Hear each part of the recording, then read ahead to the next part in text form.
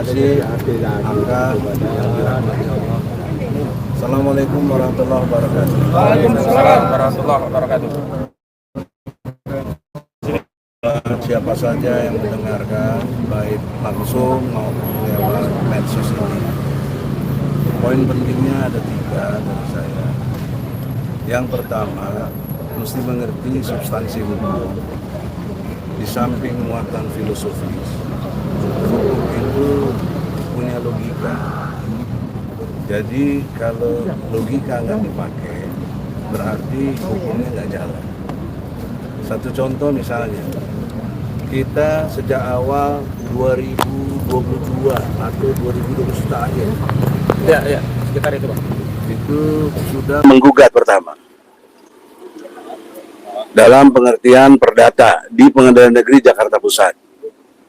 Namun ditanggapi dengan sangat sadis oleh pihak Jokowi melalui tangan kepolisian.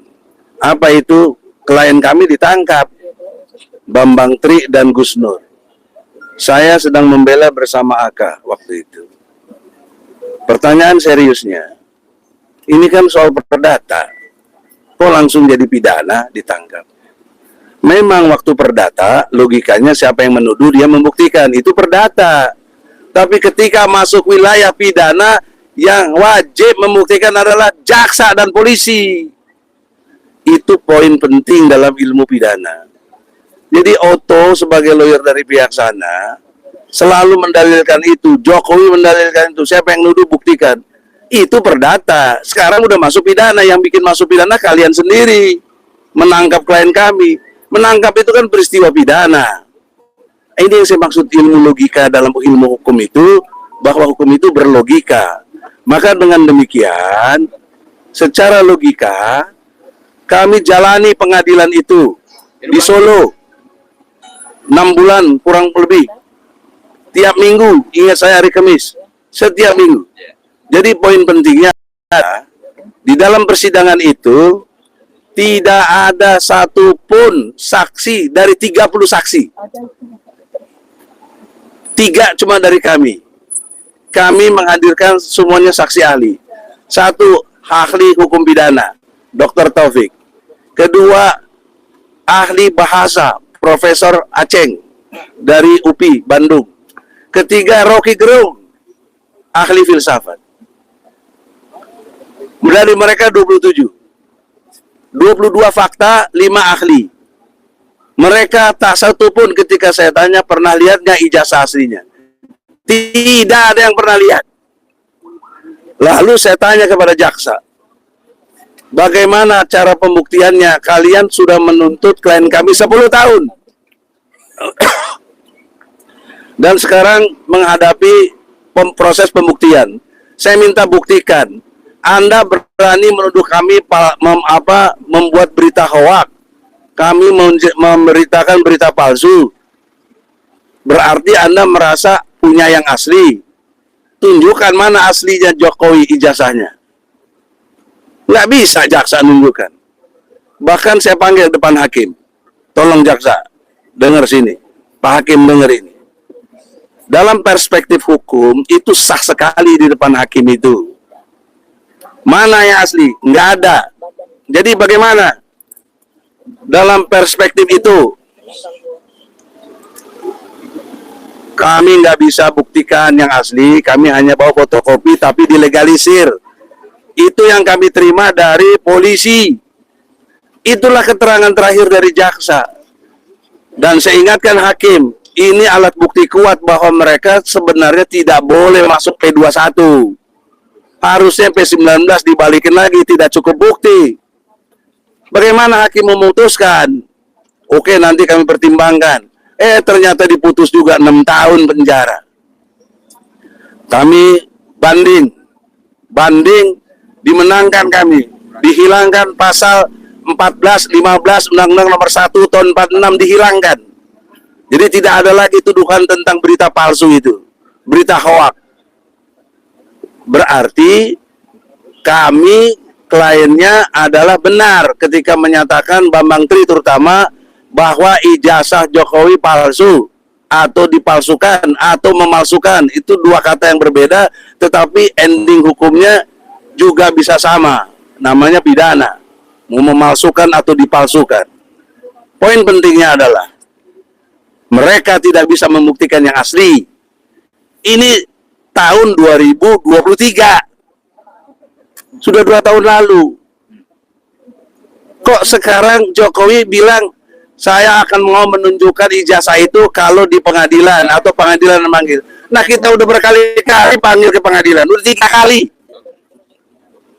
Kok selalu dan terakhir Dr. Muhammad Taufik menggugat dia di Solo, tidak hadir juga.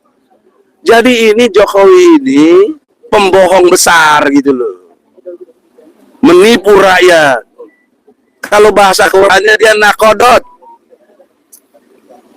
Bahwa nakodot itu ciri khas satunya adalah sumpah-sumpahnya dipakai menjadi alat penipu. Dasar saya adalah surat ke-16 An-Nahl ayat 92. Boleh kalian cek medis besok supaya saya jangan fitnah. Itu disilakan nakodot. Mereka menjadikan sumpah-sumpahnya sebagai alat menipu. Itu fakta, ribuan tahun Quran bicara. Tapi sampai hari ini up to date masih bisa bicara tentang itu. Poin terakhirnya adalah, saudara, dalam konteks logika, saya tidak ke Solo atau tidak ke Jogja, itu bukan karena apa, itu strategi taktik saya. Karena kalau saya paksakan, memang saya heroik, tapi ditangkap semuanya. Saya tidak mau teman-teman saya ditangkap. Biarlah saya sendiri. Saya tanggung jawab, saya pemimpin. Saya nggak mau bebaskan teman-teman dari rasa tanggung jawab itu. Saya bebaskan, saya tanggung jawab. Maka saya tidak hadir, tapi difitnahlah macam-macam. Biarlah, itu resiko. Tapi yang jelaskan sekarang, tidak mungkin terima uang atau apa. Kalau terima uang nggak mungkin saya begini, cicing wae di rumah. Apalagi lagi sakit. Oleh karena itu, saudara, logika hukum ini hendaknya harus dipakai oleh media juga. Jangan ikuti kemauan dia, Jokowi terutama, yang tidak berlogika. Berarti Jokowi tidak punya hukum atau tidak menggunakan hukum. Maka dengan demikian, panggilan sekarang saya udah bikin pernyataan resmi di bawah koordinasi yang AK itu.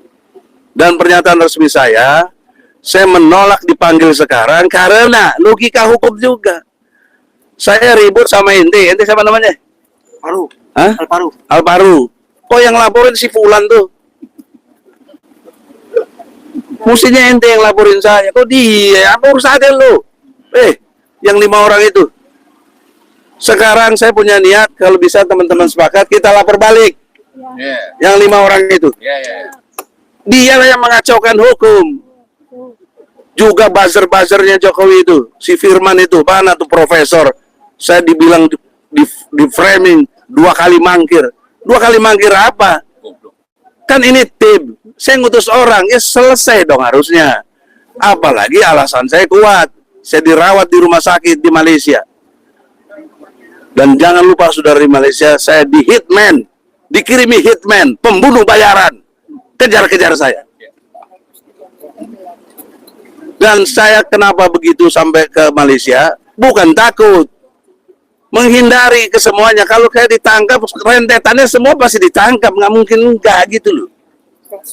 Jadi oleh karena itu, saudara-saudara, ini saya sampaikan sekarang, Kasih ruang dikit ya, ada ya, media satu. supaya dalam perspektif hukum ini, Joko Widodo mungkin sudah memang tadi tidak punya logika, jadi dia menggerakkan kekuatan di luar hukum. Jadi oleh karena itu, saudara-saudara, saya batasi, nanti ada yang lain. Tapi yang jelas 2 hal itu, nilai-nilai filosofis, nilai-nilai logika tidak digunakan oleh Joko Widodo dan tim hukumnya. Satu lagi yang terakhir logikanya. Ini soal simpel, soal ijazah. Saya pernah bilang di pengadilan, jika Jokowi menunjukkan ijazah asli, case close. Selesai. Tutup kasus. Saya minta maaf maupun mau. Jangan di framing nih, tiba-tiba Egy minta maaf. Tidak. Kalau Jokowi menunjukkan ijazah asli. Tapi kalau tidak, ya saya kejar terus. Sudah kurang lebih 4 tahun berjalan ini. Allah kasih tanda-tanda. Nasrun minallah fatatun qarib. Insya Allah kemenangan dekat. Dan pertolongan Allah amat sangat dekat. Nah, logika terakhirnya dalam konteks ijazah ini, kalau dia punya, tunjukkan sederhana dong. Tunjukkan saja ini, saya punya. Ngapain dia sewa lawyer? Ngapain dia panggil-panggil polisi? Lapor-lapor ke polisi. Padahal dia tinggal nunjukkan saja. Tidak berbiaya. Sederhana. Kata Rismon, justru ijazah UGM itu kebanggaan. Kenapa ditutupi? Padahal Jokowi paling senang di foto-foto. Kalau giliran foto ijazah dia nggak boleh. Nah, itu logikanya begitu. Saya kira demikian. Assalamualaikum warahmatullahi wabarakatuh.